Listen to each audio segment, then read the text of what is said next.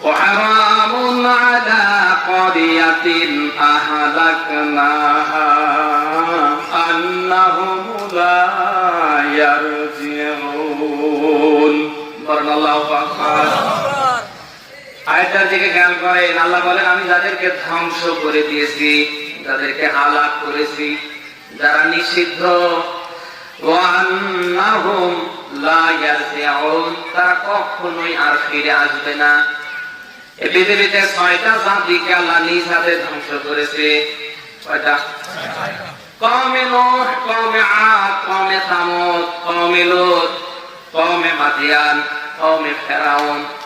এরকম ৬টা জাতিকে আল্লাহ নিজ হাতে ধ্বংস করেছে। এরা হলো নিষিদ্ধ জাতি। নিষিদ্ধ, এরা আর কখনো ফিরবে না, সম্ভব। আল্লাহ পাক বলেন তাদেরকে আমি ধ্বংস করেছি, যারা নিষিদ্ধ তারা কখনো ফিরবে না। যদিও প্রেক্ষাপট আমাদের এই দেশে ভিন্ন। এদেশের ১৮ কোটি মানুষ যাদেরকে নিষিদ্ধ করেছে, আমরা অলরেডি দেখতে পাচ্ছি তাদেরকে এই দেশে আবার ফেরানো হচ্ছে। যাদের অত্যাচারে টর্চারে আমরা নিজের হারাম বউয়ের কাছে এতদিন ঘুমাতে পারতাম না। আমরা ঘুমাতাম ধান খেতে, পাট খাতে, এখানে সেখানে।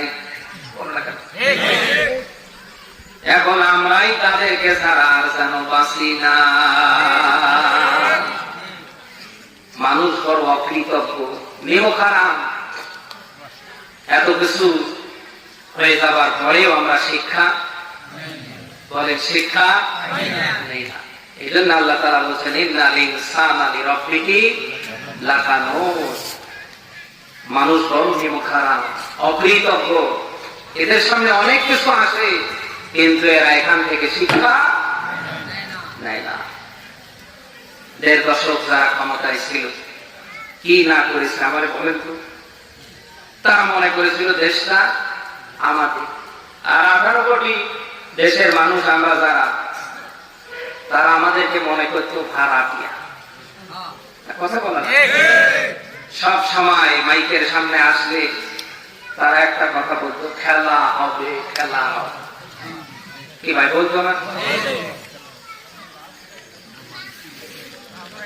আছে আছে, তাদের তর্জন গর্জন আছে আছে আছে। যাদের ফ্ল্যাটগুলির সামনে আমরা দেখতে পাতাম সেনাবাহিনী, র্যাব, বিজিবি, আনসার, এখন তাদের ফ্ল্যাটগুলি পড়ে আছে একটা বিড়ালের বাচ্চা পর্যন্ত। বলা লাগবে ভাই?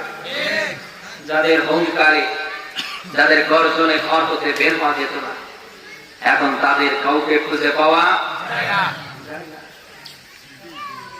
মাত্র কয়েকটা দিনের কথা আমরা যেন অলরেডি ভুলে গেছি।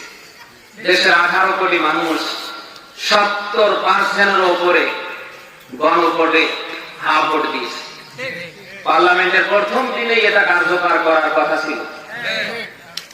সরকারে যারা আছে তারা করছে না, কারণ করলি পরে ওরাই ঝামেলায় পড়ে, ওদের স্বার্থ নষ্ট হয়ে যাবে।